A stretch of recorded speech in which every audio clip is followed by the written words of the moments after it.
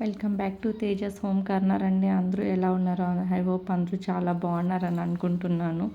Actually ఇక్కడ 3 మూటలు ఉన్నాయి. ఒక మూట సడన్గా మిస్ అయిందని అనుకుంటున్నారా? యాక్చువల్లీ అవి మామిడి పండ్లు. అవి జీడి కారుతున్నాయని చెప్పి వాటిని ఒక సంచి మీద వేసి పెట్టాను. ఇందులో వచ్చేసి రేషన్ బియ్యం ఉన్నాయండి. ఇంకొక దాంట్లో వచ్చేసి మొత్తం మసాలాస్ అవి ఉన్నాయన్నమాట. అయితే అమ్మ వాళ్ళ ప్రేమ, నాన్న ప్రేమ ఎలా ఉంటుందంటే అది ఒక ప్రైజ్లెస్ అనమాట.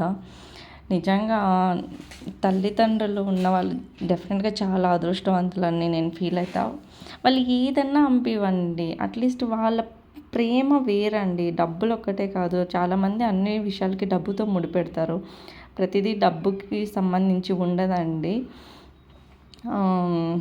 అది చెప్పలేము, అది మనం తెలుసుకోవాలన్నమాట ఏంటి ఎలా అనేది. అయితే ఇందులో వచ్చేసి మొత్తం మసాలా దినుసులు ఉన్నాయన్నమాట.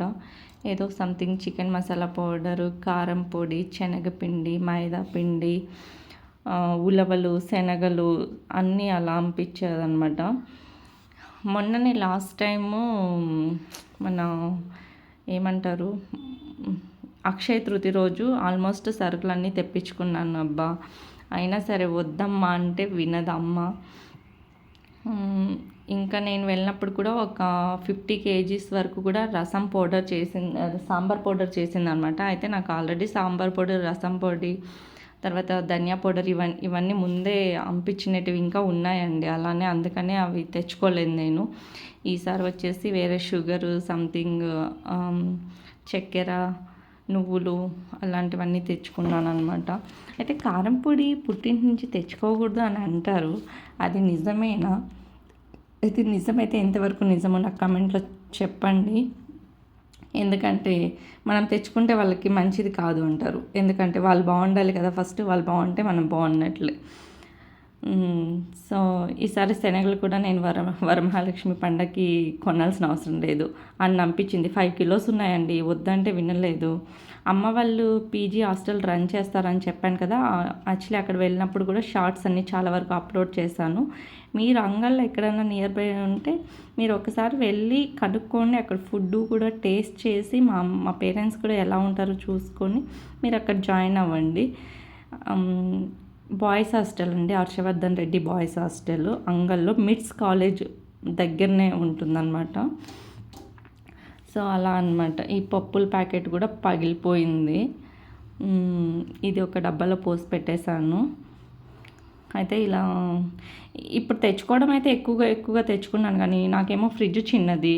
అప్పుడు మా ఆడపడుచు కూడా చెప్పింది, ఫ్రిడ్జ్ ఎందుకు ఇప్పుడు చిన్నది తీసుకున్నారు, ఫ్యూచర్లో అయినా పెద్దది కావాల్సి వస్తుంది కదా, పెద్దది తీసుకోవచ్చు కదా అని అన్నదన్నమాట. నిజమే ఆవిడ చెప్పింది, ఇప్పుడు గుర్తొస్తుంది అనమాట.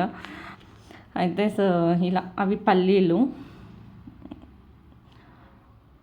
సో ఇలా చాలా వరకు సరుకులు తెచ్చుకున్నాను. ఇంకా అవన్నీ ఎలా స్టోర్ చేసి పెట్టుకోవాలో అర్థం అవ్వట్లేదు. కొంచెం మెస్సీగా కూడా ఉంది కిచెను. ఆ కిచెన్లో కొంచెం డబ్బాలన్నీ క్లీన్ చేసేసి కొంచెం ఇవన్నీ సర్దేసుకొని మిగతావన్నీ ఒక దాంట్లో పెట్టుకోవాలి.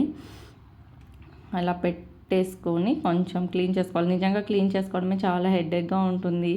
2 పిల్లలు ఉన్నారు, స్కూల్కి వెళ్ళట్లేదు కదా, అస్సలు 2 కొట్టుకుంటూనే ఉంటారండి బాబాయ్. హెడేక్గా ఉంటుంది నిజంగా. కానీ ఓకే, పిల్లలు కదా.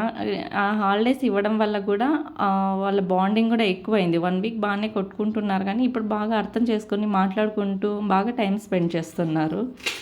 అలాగే మేము పెళ్ళి చూసుకొని ఇలా రిటర్న్ బ్యాక్ వస్తున్నాము. అప్పుడు భారీ వర్షం పడుతుంది, అసలు ఎక్కడైనా స్టే చేయాలేమో అన్నంత వర్షం పడింది అనమాట. ఇక్కడ ఇదే రూట్లో కియా ఫ్యాక్టరీ కూడా ఉంటుంది. మీకు ఎవరికైనా ఇంట్రెస్ట్ ఉంటే చెప్పండి. నెక్స్ట్ టైం నేను కొంచెం కియా కంపెనీలోకి వెళ్ళి వీడియో తీసుకొని మీకు పెడతాను అనమాట, మీకు ఇంట్రెస్ట్ ఉంటే. ఇక్కడ రైట్ సైడ్లో వస్తుంది కియా కంపెనీ, పాల సముద్రం దగ్గర ఉంటుంది. ఆల్మోస్ట్ బెంగళూరుకి దగ్గర అలా ఉంటుందన్నమాట. చాలా కంటైనర్స్ అన్నీ కూడా ఉంటాయి. ఇదేనండి కియా ఫ్యాక్టరీ.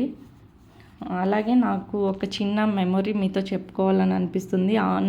నా 8th స్టాండర్డ్ అయిపోయి 18 years అయింది. నాకు మా మ్యాథ్స్ టీచరు మంజుల మేడం అనేవాళ్ళు ఫోన్ చేసి వాళ్ళ కొడుకు బాబుది బర్త్డే ఉంది, దానికోసం ఇన్వైట్ చేయడానికి నాకు ఫోన్ చేశారు.